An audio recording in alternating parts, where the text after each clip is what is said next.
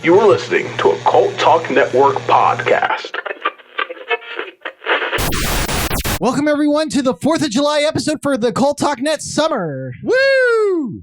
So with me, I'm Ben. I'm Eric. I'm Ursa. See, now that I'm in charge, we don't have to trip. So today's the 4th of July episode, and I couldn't think of a better movie to cover than Independence Day. No kidding. Yep. Like, this is the this movie is so Independence Day. That's what its name is. It's got two titles, and and they managed to work 4th of July in with it. So yeah. Independence Day and ID4. Yeah. So let's start with some stats on this thing. It was directed by Roland Emmerich. Yeah. Infamous. Famous. The guy, well-known. The guy that has the stones, I'll say, to look at his superhero movies and say that they're not real movies. They're like tacky. It's like, Oh no. Moonfall, sir. Moonfall. Huh? I'm not. Listen, it's not the claim that raises the eyebrow. It's the person making the claim that raises the eyebrow. Like, I have a tough time taking you serious when you poo-poo other movies while you're making Moonfall. Oh, Moonfall. I'm just saying. I'll never forget my first time seeing the trailer for that movie. Yeah. I was just aghast. I was in shock. I just kept asking, is the moon the bad guy? Yep. Moon was in fact the bad guy. But it was directed by Roland Emmerich. Yep. It was written by Dean Devlin and Roland Emmerich. Oh, produced by Dean Devlin. Starring a real good cast. Oh, yeah. Will Smith, Bill Pullman, Jeff Goldblum, Mary McDonnell, Judd Hirsch, Margaret Cullen, Randy Quaid, Vivica Fox. Like, the list goes on and on and on. Yep. It's good pronunciations on the names there. I don't think there was any real tough ones. Yeah. The music was pretty cool. David Arnold. We don't usually shout out the music guy, but David Arnold. What is you did a great job on the music. And while you look at David, Stargate. That was a good one. Oh, he's done Roland Emmerich's Godzilla. Not as. He's done some stuff. Yeah. He's done some things. So this came out on July 3rd, 1996. Huh. It's got a runtime of an hour and 45 minutes. That's actually a pretty decent runtime. Yeah. An hour and 45 minutes? Yeah. Yeah. Or 145 minutes. Oh, right. 145 minutes. Yeah. Thank you, Ursa, for pointing out that makes no sense. Yeah. It's like 2 hours and 15 minutes, I think, is what it comes out to. Yep. Budget of $75 million. And what it make, Eric? Ooh. Ursa, do you know what its box office made? 150 million. 150? Yeah. All right. I knew this was a success. I grew up in this time when it came out. I was blown away. 817.4 million. Wow. Yeah. That is good Lord. That is fucking intense. Jesus. Listen, I was in like elementary school when this came out. Yeah. And this was everybody's fucking movie. Yeah. Oh yeah. Seriously. It was huge. Yeah. I was pretty young when it came out, but I remember it just being like the thing. Oh my God. Yeah. But I mean, $817.4 million off of a $75 million budget. God. What? Yeah. Like Disney, that dying rat son of a bitch, can only beg to make money like that. I mean, bad news. It probably gave Ronald Emmerich the green light to do Godzilla 98. So as a diehard Godzilla fan, my official position on that film is that if you remove the fact that it's a Godzilla film, it's a pretty decent giant kaiju film. But to call it a Godzilla film really hurts. Sad. Yes. I mean, good. Yeah. But in my opinion, I would happily have that film if right. It was Independence Day is what happened. Yeah. Like, this film is great. Yeah. I love this fucking movie. Yeah. I remember having like some sort of, those, like, we called them holographic, like cups or plates or toys or whatever. Yeah. And I would have one that was one of the towers later on, and you would shift it and the explosion would happen through the building at, oh, yes. the way that you would move it. You know what I'm talking about? Yep, yeah. I do. Good luck with that audio only listeners, but it was like one of those gigantic McDonald's cups or one that they had at the movies. Right. Yeah. Yep. I remember you know what that. I'm talking about. I do. Yeah. So, Ursa, you remember that? No. The holographic cup? Yeah. Yeah. Yeah, I think I do. Yeah. I think I seem to remember something like that.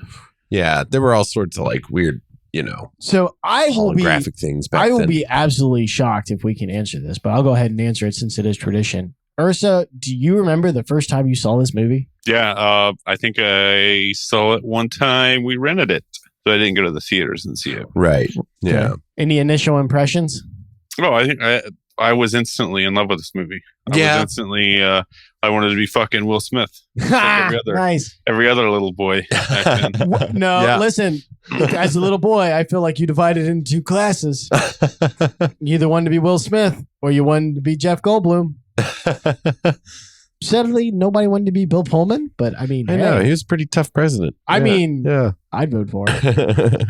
Eric, do you remember the first time you saw this movie? I don't remember the exact first time I watched it because I was so young. And no, I'm with Ursa there. It was like instantly the coolest fucking movie that existed. I was like, yes, this movie's awesome. I loved everything about just the effects that they did. And, it was good. I just as a kid, purely enamored by the entire thing, the whole spectacle. It was awesome. Yeah, I'm kind of there with you. I couldn't tell you when the first time I saw this movie was. I couldn't even begin to touch that sort of memory. But I mean, I have loved this movie forever. For as long as I've known it, it has just been, it's one of those ones, it's bulletproof. There's no insult you can hurl at this movie that even remotely makes a dent for some reason. And I'm normally the one that can't stand that kind of shit. Right. But this movie is indestructible. So what possible complaint could you have about this movie? Everybody knows I'm a fucking nitpicker. Okay, there are a lot of stuff that doesn't make real sense. No. So I'm not saying that it doesn't make sense. I'm saying that it doesn't make a dent as far as my opinion goes. Normally, it would. The fact that what is it, like a 96 laptop can somehow interface with alien technology and all that. I said something about that in the group chat, in the extended version, I guess, and I guess there's some deleted scenes where they kind of tied that loophole shut a little bit. Right. So apparently that's what I have. That's what we watched, and it doesn't. Apparently, he says, Jeff Goldblum says, "Oh, I recognize their language, and it's just binary." But I think anybody in any kind of computer field whatsoever would recognize binary. Exactly. Yeah. That's why. That's why I said it still kind of doesn't. Yeah, it doesn't. And the fact that they use our satellites, so they would have to have some type of system that could interface with our satellites. Right. So there's the connection. I get that a little with the way the extended version was explained to me. Right. I get that. Right. Yeah, but it's still nonsense. But I mean, you're not connecting to the fucking ship's Wi-Fi. So I mean, I get that part. Right. Yeah. Did they even have Wi-Fi in 96? No. I don't think so. I don't think so. No. I think everything was hardlining back then. Right. They were basically using telepathy to be their Wi-Fi. I guess they were. No, they tuned in. They had a signal that they broadcast to the satellites that each one of them. Wi-Fi wasn't invented until 97. Yeah. Wow. So they were just a year ahead of it. They also predicted the touch screen in this movie. I buy that the aliens could backwards our technology because they use Russell to kind of establish that they've been studying us for years. And stuff like that. So I could buy that. I just don't buy that we would be able to somehow infect their technology with our own. I just don't believe. I don't believe for that to happen, we would have had to have been the most advanced race that species had come across ever. The connection is what bothers me. The connection from how are you connecting to the ship's computer? How are you connecting to the mothership? Yeah, well, they were wired into the fighter at that point, weren't they? Yeah, how? That's a great question. How did they initially hack into our satellites? How? What? Oh, you just found a Ethernet cord that you connect to on the fighter. And wasn't that supposed to be the fighter that crashed a long time ago too? Yep. It was the Roswell. Yeah. Well, but their technology wouldn't have necessarily advanced from then to now. The aliens. So right. Not necessarily. But I think it kind of depends on where they are on like. Again, if you suppose that we are the most advanced technology they've come across yet, they would see no need to. Well, we'd almost have to be, wouldn't we? Because we were the only ones that beat them. Clearly, just because the odds of that's pretty high. Yeah. I don't know. Is it? If we're saying, yeah. I mean, in my opinion, yeah, definitely. Well, I mean, so the odds of that's pretty high. not to completely add shit to this mix, but if you go by the second one, we're not. Oh yeah, but we don't want to include this. I don't think so. We should. The only reason why I would is because it's written by the same jackasses. Yeah, that movie is so. Yeah, but I mean, it's obviously just a cash grab. Just a money grab. Clearly, like. So I can forgive a money grab, but there's characters in there that they like good characters that they destroy, and that's for no reason. That's why I don't want to. It doesn't count. I was in a theater. I was like, I expected a garbage movie, but this is actually making me mad. Yeah. No, I say it doesn't count. That's my vote. All right. If we're voting, the cult says that the second movie doesn't exist. Yeah, that's my vote too. Fine. Official stance. I am fine with that. All right. Yes. It's not canon. Fuck, it's not canon. Thank God. Yep. It's not canon. Thank goodness. All right. There you go, everybody. Bad. Today, we have saved Independence Day.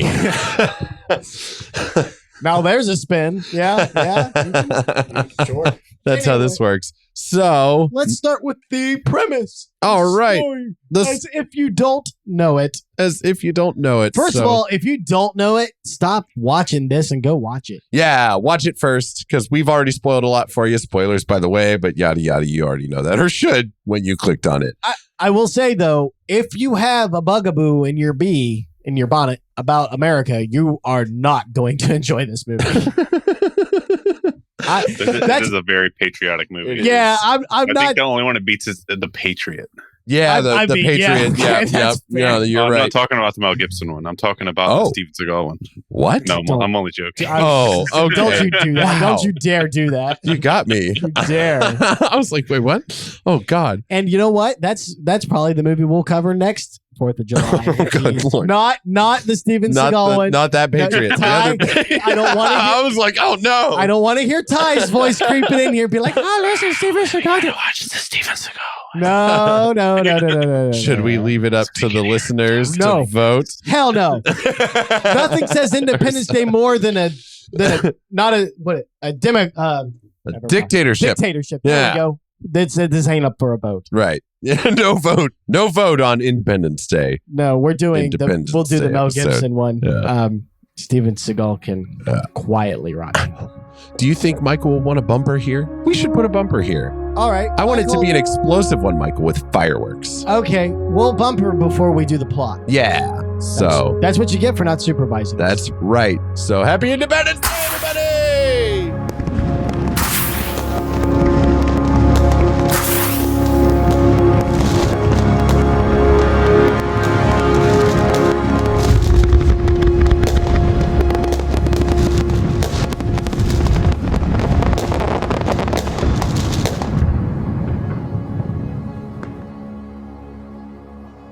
All right, so the plot. Does anybody in general want to handle the plot? Ursa had a pretty good handle on it. Ursa, let's hear yours real quick. Aliens are coming. Boom. There it is. Aliens are coming. Boom. They're coming to destroy Earth. Yep. But mankind's far superior weapon is their will to survive. Ooh. Oh, I like this. I stole that from IMDb. Oh, damn. Well, good job, IMDb, and great delivery, Ursa. That was fantastic. So there you have it. Bumper to the next spot. No. This episode has just. Listen, us three together, that's just going to go off the rails. I don't know what they were thinking doing. I don't know what they were thinking either.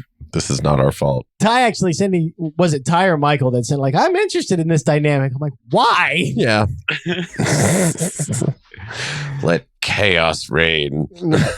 God. So basically, we'll try. It starts off on July 3rd. I think technically 2nd. We get like the back half of the 2nd. July 2nd. Yeah. And we are getting a signal from out in space, but it's actually originating from our moon. Yes. And the president, played by Bill Pullman, finds out that there is basically a continent-sized ship hovering over the moon. It has stopped and broken off into pieces, which each are the size of a city. Yep. Yes. So, oh shit, something's happening, and it's happening very fast. Right. We kind of, over the course of this discovery, meet several of our other main characters who are... I like this about the movie. They are kind of covering different angles of like what people in a you kind of get a city high, will be. You get a high, medium, and low. Yes, right. Yeah, you get the leader's point of view, you get the ground level people's point of view, you get some soldiers' points of view. Yep. So I thought that was pretty cool that how it affects everybody is kind of covered in a broad net. Correct. So we're meeting Will Smith's Hillard, Daniel Hillard. He is a fighter pilot who is staying with not his girlfriend, not wife yet. She is a stripper played by Vivica Fox, looking really nice in this. She's hot. She's a good dancer. She's a good dancer. But wait, I mean, maybe I'll get hate for this, but I mean, why would you wife up a stripper? She's a really good dancer. I'm just kidding. And I'm sure all the guys she rubs up on, they think that too. I don't know. I don't know if I could do it. I don't know. I would date a stripper, definitely, but I would not wife up a stripper. See, I don't know if I could date a stripper, to be honest with you. And, that's on me. Maybe we just haven't met the right stripper yet, guys. Maybe. You gotta keep searching. It could be that. Yeah, gotta keep searching, Ursa. You gotta just, yeah. Yep. You know what? Keep searching for that right stripper. Right. Bailey was supposed to be on this episode, and she backed out too. She had a chance to put this thing back on the rails. And that was our 5-hour review. There we go. Yep. Yeah, so but they do seem to have a pretty healthy relationship with each other overall. Although there was maybe it was just the extended edition where he was kind of like, I thought you were going to call this whole thing off. No, but he clearly decided that that's his buddy. That was his buddy saying that, right? So there was a little hint that maybe played there was Harry Connick Jr. Oh, nice. The musician. He was played by a musician. Yeah, because it's he also played one of the bad guys in Copycat, which is a really good Sigourney Weaver horror movie. Was that his co-pilot or his wingman? I forget. I don't know what kind. Not co-pilot. I don't think his wingman. They were in separate jets. Yeah. Yes. Okay. Separate planes. So it was in fact Harry Connick Jr. Ooh. Yeah, and he has done some acting. He was in The Iron Giant. He was in a movie called Hope Floats, Copycat. He's been in some stuff, but he is actually primarily a jazz musician. And fun fact, if you ever want to meet him, one of your best bets is to just go down and hang around the French Quarter. One of his favorite pastimes is to go down there and listen to local music. In New Orleans? In New Orleans. Oh, that's great. He looked like he had jazz lips. That makes sense now. He had a good pucker. Ursa, do you want to take this one? I didn't notice his pucker. You didn't notice the pucker? Ursa, when was the last time you did notice a pucker of a character? I don't know that I ever have. Yeah, me too. I'm not saying I looked at that guy and said those are some jazz lips. I'm just saying now that I know. So Eric, what does constitute a good pucker? It's I don't know. I have no fucking idea. What does constitute a good pucker? I watched Gone in 60 Seconds the other day, and I noticed Angelina Jolie's pucker. You noticed her pucker, right? So she might be a good jazz player too. You never know. Maybe. Yeah. No. I'm highly educated in music, everybody. I would think that her pucker is from sucking the life out of her loved ones. That seems to be what that is. I was going to say her plastic surgeon, but well, I mean, listen, if she's willing to fork out the money, eventually the only thing you're doing is stretching those lips up over the top of her head. So anyway, Harry Connick Jr. He's actually watch Copycat. He's a really good actor. He's really good at playing a creepy fuck. He plays kind of a Hannibal-esque killer that's behind a camera. But anyway, he plays Will Smith's wingman, who you find out that Will Smith's character wants to go to space, and his wingman's like, I love Jasmine, which is the name of Vivica Fox's character, and he's like, but you'll never get to be an astronaut if you marry a stripper. And she's probably correct. I don't know that that's true, but I'm willing to bet that that's the way that Will Smith's character reacted. He had no refute to that concept. No, but he's decided that he's going to do it anyway. Oh yeah, so good for him. Yeah, love wins. We meet David Levinson. We're going by smooth as ice. Okay. David Levinson, who's if you had to ping one of them down as the main character, it would probably be David just by screen time. Right. But screen time and effect on like events in the plot. But they do a really good job of balancing this particularly large cast. Yeah. It's definitely more of an ensemble cast than it is a top billed actor sort of cast. So I'll give him that. But I think you're right. As far if you're going to consider the protagonist the one who does the most changes to the story, like effects on the story, I'd say it'd be him overall. Right. And David is a cable repairman. So they keep saying that. I keep waiting for that to be true. I know. And his lovely father. Played by Judd Hirsch, who I love. His dad is low-key like hilarious character. But David is basically an MIT graduate who decided not to pursue anything. Yeah, he's kind of... if you ask anybody around him who knows him, he seems to be kind of flying under where he could reach. Right. Yeah. He was married and then they got divorced. She is the press secretary for the president. Yep. Apparently her being promoted to something in the White House was part of what the split was, or probably at least in his mind. Probably press secretary.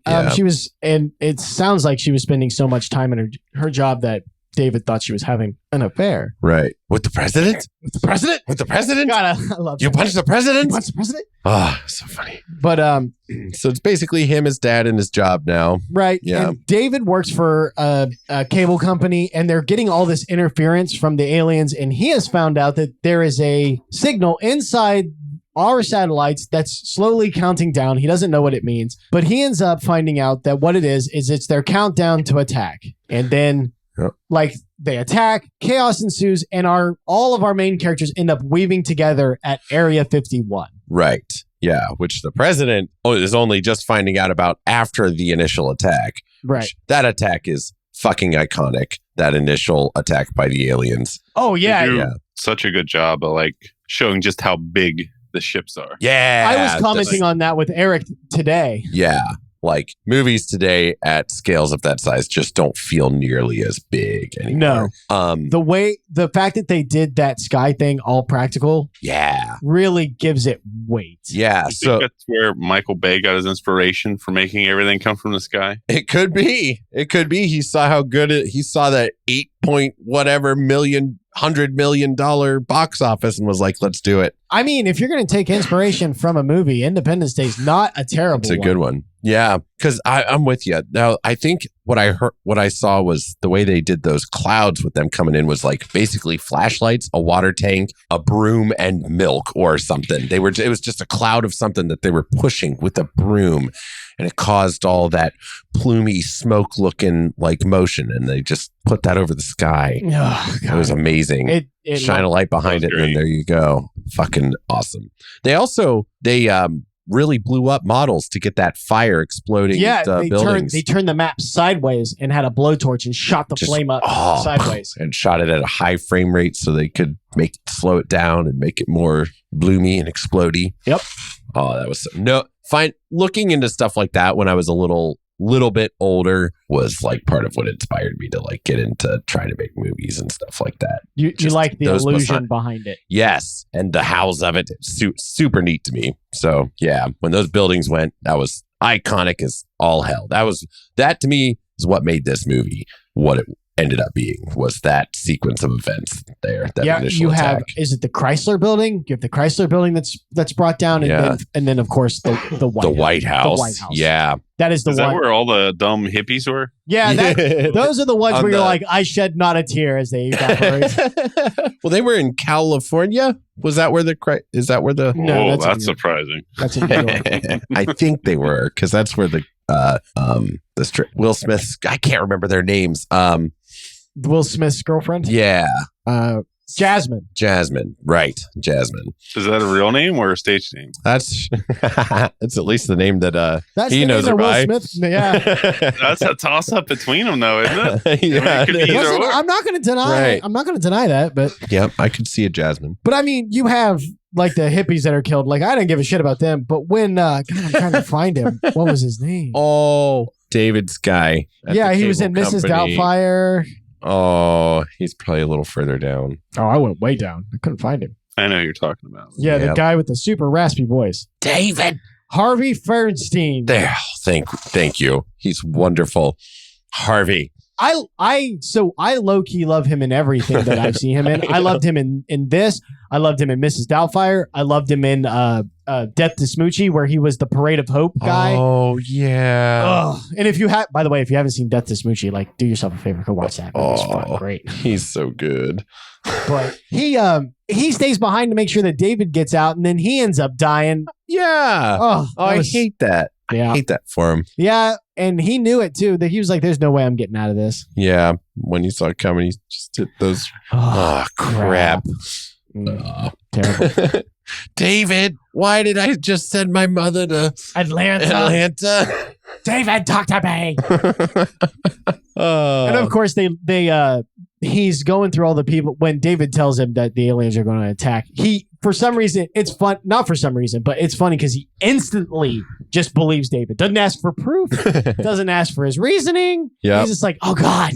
Yep. Oh my God. He's like, oh my God. I gotta call my mother. I gotta call my housekeeper. I gotta call my lawyer. And it's funny, he's the only one that gets the dubbed over line. He actually says, fuck my lawyer. But I guess they wanted it to be PG-13. So yeah. So they did the forget my lawyer. Forget is always such a if you hear somebody says, forget him or something, it's like nobody talks like that. What did you cover up? Yeah. We know what you covered up. The only thing that's worse is Tremors with Mother Humper. That was so bad. Oh. I mean, seriously, that's all you guys could come up with? I think they wanted us to know. Anyway. So they attack, they shoot these giant beams down and destroy like the whole city. There's a really awesome fight scene with Hillard, not Hillard. What's his name? Is it Hillard? I keep closing mine out. I should stop. Why do you do that? I don't know. Hillard, you were not close. Hillard. Yeah. Hillard. Stephen Hiller. You get him and his co-pilot and all their buddies that are in fighter jets fighting the aliens, and they lose badly. Oh, I hated that fight. That was so terrible. I loved it, but I hated that for them. It's just like nothing you're doing is touching them. No, but it is phenomenal to watch. Yeah. It is another case of like Roland Emmerich's big, grandiose, usual bullshit actually being really, really great. Yeah. This is probably his best movie. Yeah. Most likely.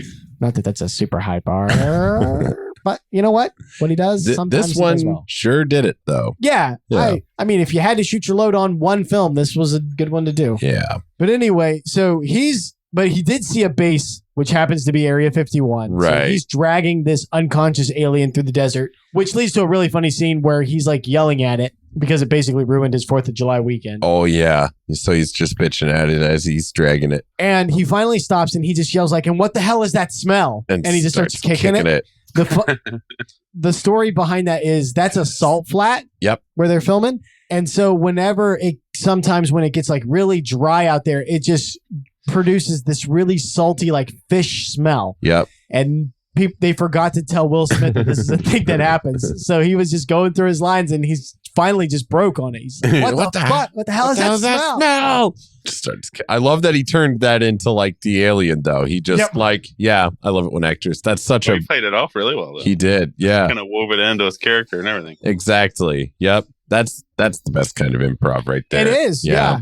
And so that was right in. David manages to contact his ex-wife, letting her know about the countdown. She gets him to meet with the president. So him and his father are on the plane, Air Force One, with the president.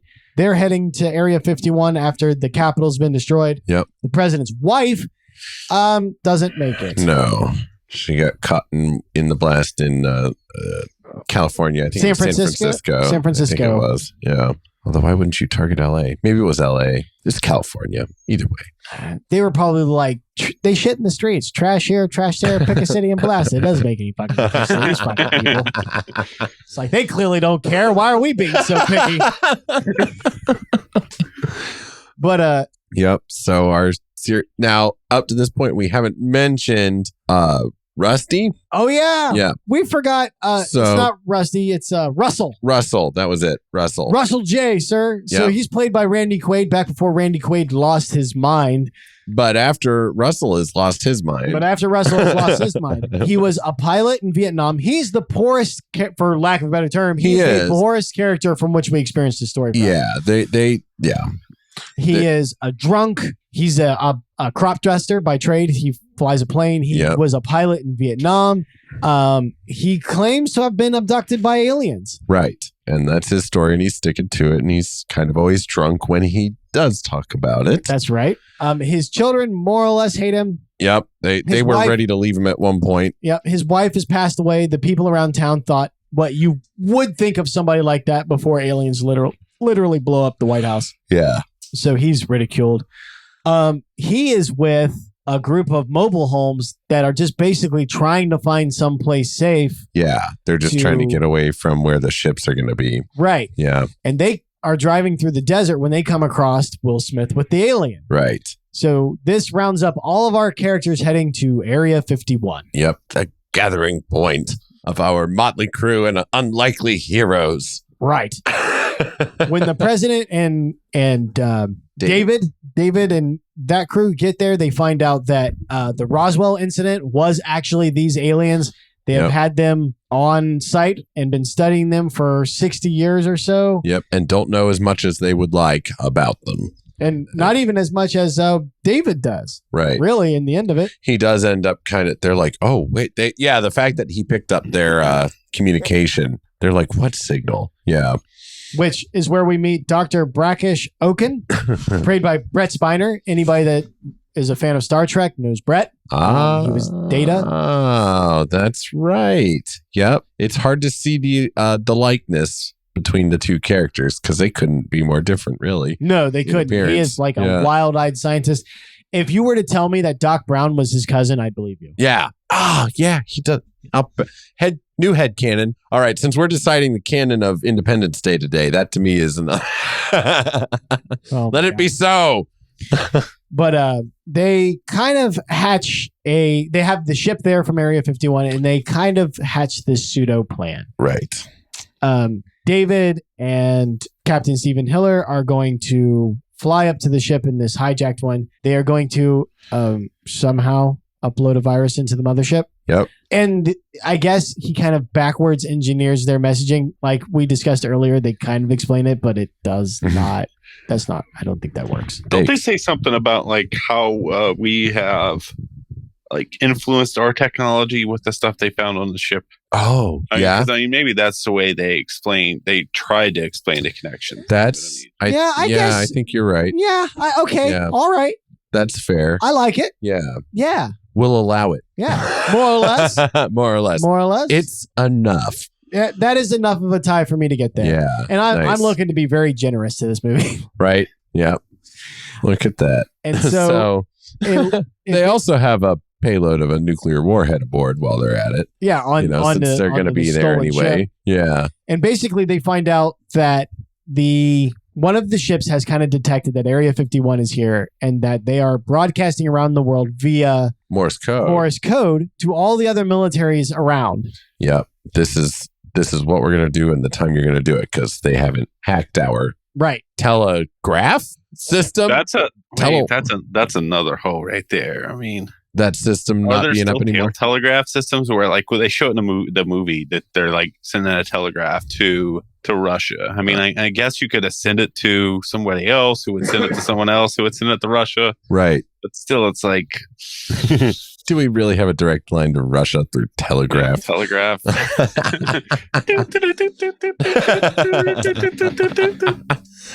Yeah, I mean, so I get I think if you combined it with a bit of modern technology, because it would then have to be. But that's why they use telegraph, because they didn't. Oh, to get rid of our modern technology, which is the.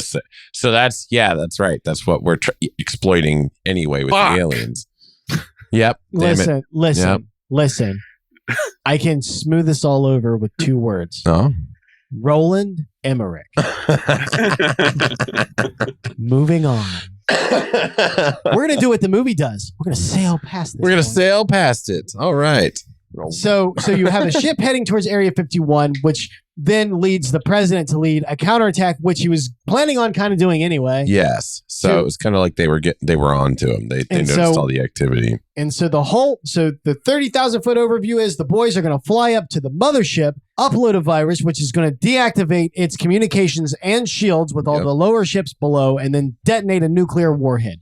Meanwhile, the ships on the ground, the jets, headed by Mr. President Bill Pullman, is going to take down the ship that is over Area 51, thus giving the signal for the rest of the militaries around the world to do the same. Yep. Proving that, yes, the shield can be breached at this point. And I don't imagine that they got them all down, again, not counting the sequel, but that enough of them were brought down that the other ones just fucked off. Right. Yeah. They were like, nah. Okay. Yeah. Well, they would probably be like, wait a minute, why are we powering our shields with the mothership? Shouldn't that be like on a computer on every ship? Like, can't we have our own? Well, it could even be self-powered. It's just maybe the mechanism that generates it is corrupted by the virus or something. I'm not sure. Yeah, maybe it goes in through their radio signal. Speculating as hell. Oh, that is what it is. It's the signal they're using to communicate with one another. So they go in through that, not the shield mechanism itself. Right. But they do shut the shield down. Right, because the virus is inside the system. It then targets the shields. That makes a lot more sense. Okay. So basically they went in through the radio to shut down the headlights. So the mothership just spread the virus to everybody. Correct. Right. Yeah. They gave it an STD. Yeah. Yeah. Spread like a cold, like a virus. Yeah. Like a cold. People got burnt. Yeah. Like a computer virus, you might say. Yeah. And a Trojan horse. Yeah. I love how it has like this iconic like skull on the it. Jolly Roger. That it displays. Yeah. That's fantastic. And so they fly up there, they upload the virus, the attack goes off, and it leads to what is the best battle. Because it's finally even. Each side can be shot down. Right. And you get some really badass moments on all sides. Yep. You've got the president and Russell who are in the planes doing the fighting. So Russell is finally starting to redeem himself. Yep. He's said that he's quit drinking. He volunteered to fight when he didn't have to. Yeah. The president, who has been kind of passive through a lot of this or kind of like didn't know what to do. He's taken life by the balls. He's leading the attack. Yep. Meanwhile, up in space, we have Will Smith and Jeff Goldblum, who are probably the best part of this movie when they're together. Yep. Yeah, absolutely. Their chemistry is fucking fantastic. Even separate, I think they're the best part of this movie, to be honest. That's a fair statement. That's actually probably true. That is true. And then they're even better when they get together. So they just go Super Saiyan when they get together. Yeah. It's like if I were to put another kind of power couple together, it would be like when you had Benedict Cumberbatch and Robert Downey Jr. on screen together in Infinity War. Yeah. Where you're like, this is the back and forth is top-notch chemistry right here. And I guess a lot of their lines were improv. Oh, I'm sure. So a lot of that was just them being them, which in character, of course, but you know what I mean? No, and it's some of the best banter. You have Will Smith going on about the fat lady. Yep. I ain't heard no fat lady. Forget the fat lady. You're obsessed with the fat lady. Get us out of here. Forget the fat lady. You're obsessed with the fat lady. That has got to be one of the best lines in the entire movie. Forget the fat lady. You're obsessed with the fat lady. Get us out of here. Oh, they have so many great moments. They do. When Will Smith, get a look at the Earthlings. Hello. Hi. Look over here. Nothing but love for you. And he's like, you think they have any idea what's coming? He's like, not a clue. Not a chance in hell. That is it. Yep. I love the alien design in this movie too. Yeah, it is. I totally blew past that. There is a phenomenal scene with Brett Spiner, the scientist, where they're dissecting the one that Will Smith brought in. Right. You find out that they're the exosuit. Yeah, they're the little tiny aliens, but they're inside this giant biomechanical suit with tentacles. Yeah. And you're right, Ursa. That was a fucking killer design. Yeah, seriously. Because it's like unique enough. Better design than their containment room. Yeah.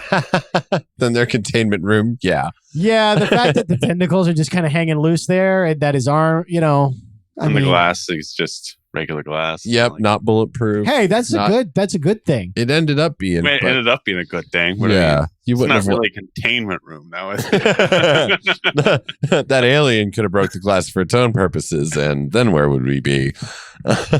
But what I like about it is it's close enough to what like the Roswell aliens are supposed to look like, but different enough that you still look at it and you're like, that's an Independence Day alien. You know by looking at this alien that it is. And it looks sinister. It looks like an enemy. Yeah. There's something. Definitely. Yep. Yeah, there's something about it. You look at it and you're like hostile instantly. Right. You're right. They did nail that. Even the little ones that are inside of the biosuit. Right.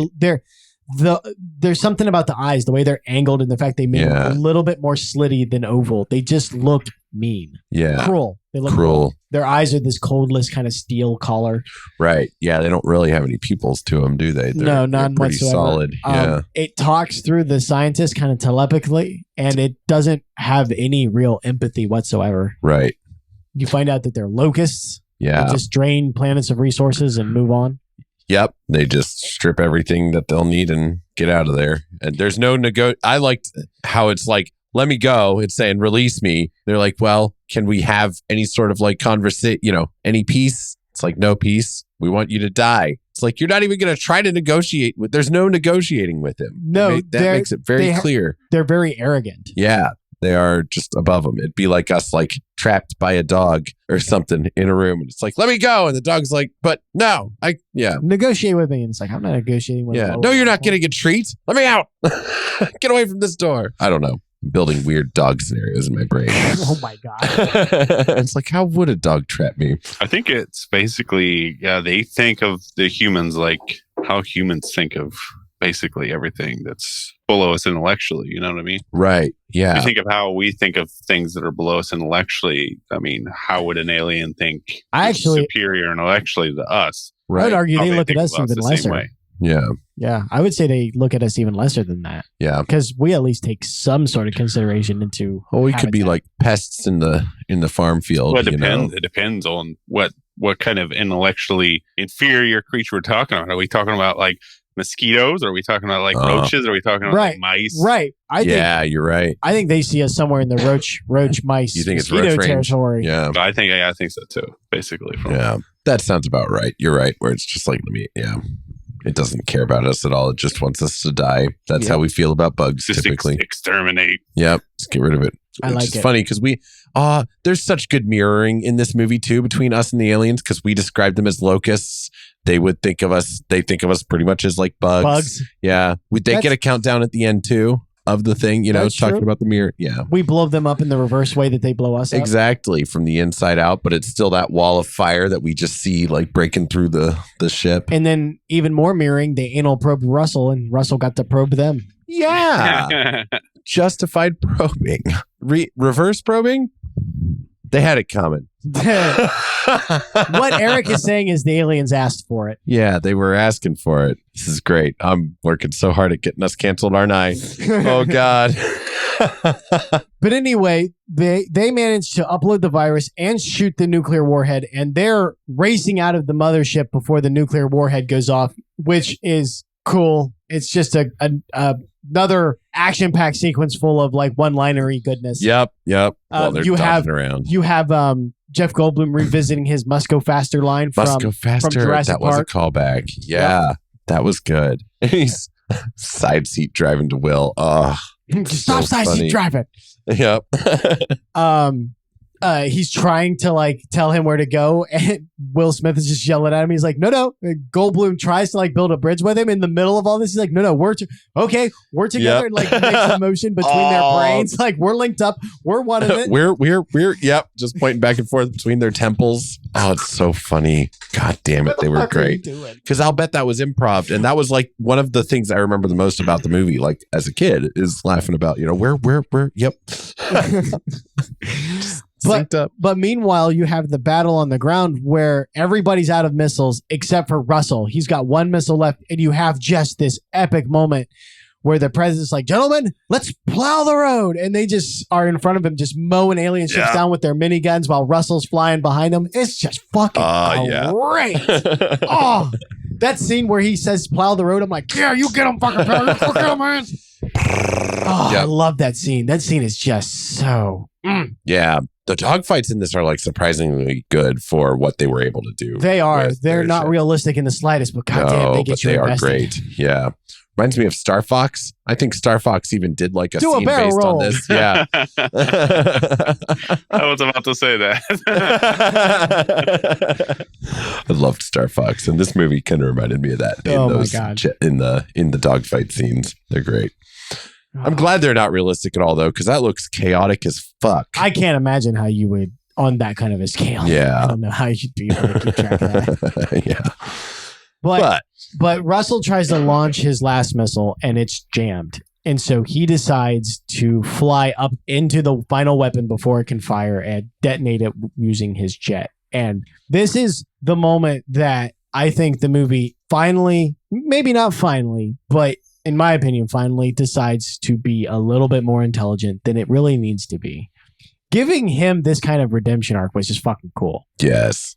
Russell is this drunk loser that you like. He's not mean or nasty. You can at least pity him at the worst. You know? And at best, he's a pretty funny guy. If you watch the extended edition, you find out that his youngest son has some recurring disease. They don't really go into it, but it comes from his mother. And Russell is really trying to take, they don't have access to his medicine until they get to Area 51. And Russell's really trying to take care of him. He's talking about how like his mom was tough to give medicine to. If you don't have the extended edition, it's you do lose some of that relationship. You lose a pretty decent amount of Russell's story. Right. Which is a shame. Yeah. Because he basically has an A, B, C plot, which is it goes. He's just one in the ensemble, but it is a pretty layered story that he's got. And Randy Quaid turns in a really good performance as it. So it's a shame that got cut short. Although I will say that sometimes even the stuff that you don't see in a movie, like what doesn't make it to finished product, can still have an impact. Like I think he was still a sympathetic for sure likable character, and his change still had impact to us. So even though we didn't get to see everything that was in store, it probably gave enough layers to them in his acting and his writing. I don't think he's less of a character, but I do think it is a shame. We missed out on some the audience does some better the stuff. Audience suffers, not necessarily the character. But his moments, they just, I think that helped elevate some of his stuff within the movie. For sure. That existed. But he flies up and sacrifices himself, which kicks off the whole thing. I'm back. In the words of my generation, up yours. Oh, yeah. The I'm back is so good. Just lit up in the light of that bluish light that finally looks more like heavenly light than it does something cold and sinister. Yeah. They actually experimented with, and I believe they even got to like where it's the CGI is not fully rendered, but Russell's missile misfires earlier in the dogfight, and he loads the missile onto his biplane for crop dust. Oh my gosh. And flies that into the ship. I believe you can find some of that half rendered footage out there. I'm glad they didn't do that. I'm glad they didn't do that either. You are? I kind of wish they had. Why? Like out of everything, like the containment room and the computer virus for aliens, that would top the cake. The most unbelievable part. That would be the one step too far. Yeah, that'd be the straw that breaks the camel's back. Yeah, just puttering on it. I kind of have to agree with us on this one. Fine. I'm glad they didn't do that. I don't.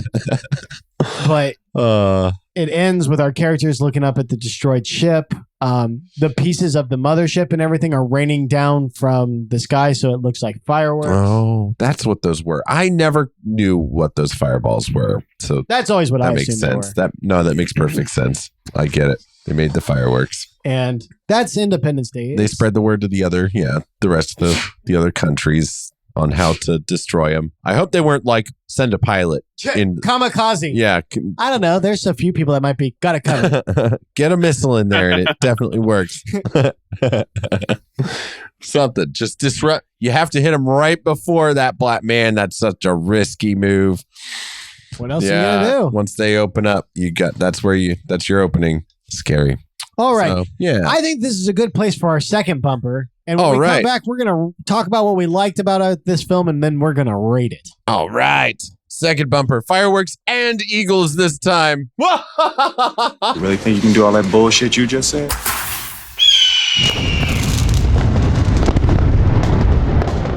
Ursa, tell us your top 3 favorite moments and your top 3 complaints.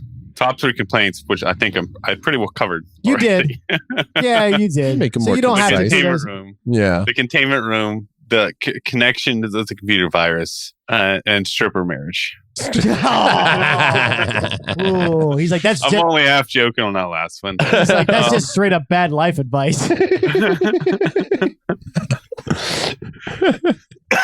So real quick. What if she quits stripping before you get married? That's fine. Technically, okay. she there did. We go. Yeah, technically she did. She but quit he and didn't know walked that. out. Yeah. Yeah, they blew up the strip club. So yeah. All right. I'm guessing the strip club got blew up. I'm she's no longer assuming. a stripper. Yeah. All right. So, what were your top 3 favorites? Favorite things Top 3 favorites about this particular flick? The chase scene through the canyons. Oh, The White House blowing up, or the Capitol building, whichever one. It was the White House. Yeah. And the dead hippies. Getting blown up at the top of the I hope they bring back Elvis. It's like, well, you're getting ready to meet him, bitch. Here we go. Nice. Nice. I like it. Eric, what about you? All right. Let's see. I would just be nitpicky, I guess, with the... No, you know what? Killing my one guy with the car. Oh, crap. David. Yeah. Yeah. Oh, that hurt. Damn it. What was his name? Yeah, I don't like that. I've never, ever liked that Harvey happened. Bernstein. His name was Marty Gilbert. Marty Gilbert. Yeah, the fact that they killed Marty, I've never liked that. I didn't like it as a kid. I didn't like it now. Hashtag justice for Marty. Justice for Marty. When those aliens went up in fucking flames, I was thinking of fucking Marty. Yep. God bless that man. So I did not like that he died. That's my number one. Okay. That'll do. If you come up with one good one, that's fine. So the others are kind of like, the fact that, you know what? Will Smith's punching that thing out. He punches the exoskeleton. It goes out. Ben kind of helped soften this one for me when we were watching it because I brought up that complaint then, and he said, well, it's also been in a fucking crash. You know, it's like, okay, that makes sense. It was like, hey, are you here to help me? I've had this terrible accident. Wham! Yeah. But he just like... I think that's pretty believable, really. I mean, if you're like suspended and that force is going to travel through whatever it is you're suspended in. Okay, I mean, that makes sense because it's an exoskeleton and it's gooey and spongy, but whatever. When it occurs on screen, it doesn't look realistic enough for me. I never bought that was what would happen. Yeah, so I'll stand by it, I guess, but you guys have definitely undermined that. Let me know in the comments what you think at home about Will Smith's punch. All right. And then now you don't have to nitpick. I'm trying to be nitpicky anyway, so I don't have a third All right, thing. so what are the 3 things that you like about it? Okay, the big explosions and how they did it. I love the fact that they blew up or shot fire through real models, and how much practical modeling they use. Sorry, this is just a broad statement because I loved every bit of it. I think this movie still has the record for the most practical models used in a film, and because of the advancement in CGI it probably will stand that way, at least according to IMDb. That's a shame because you can definitely tell there's no substitution. CGI is just like, I don't care how good it's going to be. CGI just doesn't take the place. So I'll narrow that down to like the scenes of the ships coming in and exploding because they did great work with that. Okay. Jeff goddamn Goldblum. Oh yeah. Yep. He is the one master. of my top. Yep. In a flannel shirt with his chest hair and his jacket tied around his waist. You guys remember jackets tied around your waist? Yes, I do. I remember doing it myself. Sometimes on a hot day, when I'm expecting a cool night, I'll still tie my jacket around my waist. I just never felt like my jacket was secure enough. I just couldn't be comfortable doing it. Yeah, I can tell you it's not. Yeah, you can never tie your jacket around your waist in a secure way that you can have faith in. Yeah. When a tree falls on you, you'll lose the jacket. Anyway, so yeah. And let's see, something else. Having those two in the ship on the mothership, the fact that those scenes exist, also beloved to me. Nice. Yeah. I'm going to have to, the human technology interfering with the alien technology. That one kind of bugs me. Yeah. Man, actually kind of tough. Right. It's hard to think of things that we don't like about this movie. Or, yeah. What about the fire in the tunnel? The fact that she gets it by... that's one I wish I had thought of earlier. Oh, I forgot about that. Yeah. Yeah. The fact that she survived that. Yeah. I'm willing to bet that even if the flames didn't get to her, I'm betting the temperature in that tunnel would get so fucking hot that she would have roasted inside of that room. Yeah. Her and the kid and the dog. And the dog. Yeah. I don't think they would have really survived that the way they had it set up. I don't think so either. Yeah. So there's that one. Harry Connick Jr.'s character, his wingman, he said, like, check out Stevie, I'm going to try something. What was he going to do? Yeah. What was his fucking plan? He just pulled straight up into the air and threw off his oxygen mask. Like, good job, dickhead. Yeah. He just totally started losing consciousness or focus or something. It's what are you doing? I just wanted to know what his plan was exactly. Yeah. Things I love, the ship's rolling in through the sky. That is gorgeous. Oof. That is so beautiful. That is so well done. I loved that. Done practically. David's dad. No. Judd Hirsch, I know is the actor. Julius Levinson. Yeah. He's kind of the heart of this film. He always comes in with some really nice, like, pearls of wisdom that are really more moral tidbits.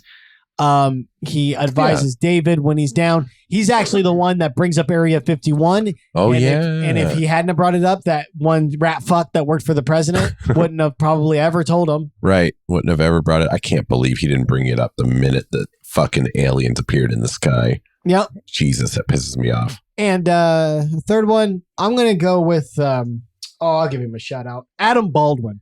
I really liked him from Firefly and stuff. So it's always good to see Adam Baldwin. He plays Major Mitchell. He's the one that actually ends up shooting the alien through the glass. Oh, yeah. He is kind of the unsung hero in this movie. He goes out and rescues the civilians. He does. When they're getting ready to attack Area 51. He's the one who's pulling them down into the bunker. He's the one who's going out to find more pilots. Like he's a grunt, man. The grunts never get enough work. Right. Never got praise for it, but he was always ready. And he was the guy who shot the pop can, Yeah. So he's clearly a marksman. Yeah. So I'm gonna give a shout out to Major Mitchell, played by Adam Baldwin. That's a good one. That's a good shout out because he was a great character that I only really ever retained this time. Right. Like he's always just kind of in the background, but doing his goddamn duty. He's a good soldier. Stoically too. Yeah. Nope. Awesome. So let's get into our rating out of 5 out of this. All right. Eric, why don't you go first? Okay. I'm giving this 5 out of 5 weird signals coming from the moon. Nice. Yeah. I love this movie. I have always loved this movie. It's great. I agree. Ursa? I give it 5 out of 5 dead hippies. That's nice. For those of you that don't know, that is Ursa's literal highest rating. It is. Yeah. That's the best of the 5 out of 5s. That's like giving a 5 out of 5 a 5 out of 5. It is. No. Dead hippies. And it is. But despite its faults, it's still just a fantastic movie. Yeah. Right. And I too am going to have to give it a 5 out of 5. Oh, craps. Oh, nice. Never forget. Oh, crap. The 2 unsung heroes of Independence Day, Marty Gilbert and Major Mitchell. Yes, we salute you along with... moment of silence. Yep, moment of silence. Mike, can you play taps or something right there? Yeah, that'd be great if you could. Thanks, taps. Definitely taps. Okay, so that's a solid, perfect rating right there. Yep, there it is. 5 out of 5 across the board. Heck yeah. This film is fucking phenomenal. It has faults. It is the best of garbage movies. I mean that with all of I love this movie. I'm pretty sure if all of us sat down and watch any movie, there is no such thing as like a perfect movie. You're not. No, I agree with that. But Roland Emmerich, it does. It really does because of so much. Yeah, there's just talked about. Really. There's just so much that works for this film, whether it's the score, whether it's the fact that Roland Emmerich actually tried, the performances, the cast, the perfect balance of like the comedy and the epic scale seriousness. Yeah, there's a scene where where the president's wife passes away, and there's not a scrap of levity in sight. No, it's very somber. No, the way that they balance their cast and their mood through this movie is like impeccable. And I think that's why things that we wouldn't usually forgive do get forgiven. Oh, for sure. Because the special skill. The special effects are right up there with like Jurassic Park. Yeah, they really are. So impeccable, still hold up pretty much to this day. Yep. So if you find yourself wanting something to watch this 4th of July week, pop on Independence Day. I'm sure it's going to be playing on TV, but we all know that's the bolus version. So like dust off the DVD or rent it on Amazon. Special edition's pretty cool. Or if you can high seas, there is nothing more American than a good old slash of high seas. That's right. Yep. Rebel. So guys, with that, I'm Ben. I'm Eric. Ursa. So thanks for checking out our review of Independence Day. Check us out on all of our stuffs. Yep. I forgot. They will never let me forgive. Eric, plug us quick. Do it now. Quick. Eric, do it. Plug us quick. What are you doing? At Cult Talk Net into Google. You will find us on podcasting platforms on YouTube. We have a link tree. At Cult Talk Net is what will get you there to find us. We have other shows. Cult Talks Conspiracy, which is a fantastic look at funnily enough, many episodes about UFOs and aliens and things like that, among other things. It'll help scratch that itch. Yeah, definitely check them out. Cult of Lore is a show you'll find Ben and myself there mostly for every first and third Thursday, where we talk about Warhammer, which is somewhat on brand, aliens and explosions and shit. So there you go. But also a plethora of other topics in wars as well. Of course, yes. And of course, we'll be doing Tall Tales. That's actually the next one. Oh, yes, Tall Tales. That's American Tall Tales. Pecos Bill, Paul Bunyan, John Henry, and Slewfoot Sue. Yeah, so join us over there for that. We are also celebrating the Independence Day, 4th of July stuff over on our channel later this week, I believe. Yep. And then Cult of Campbell, where we talk about Bruce Campbell and Bruce Campbell movies, and we have a lot of fun over there, so check that out. So there, we've plugged the things.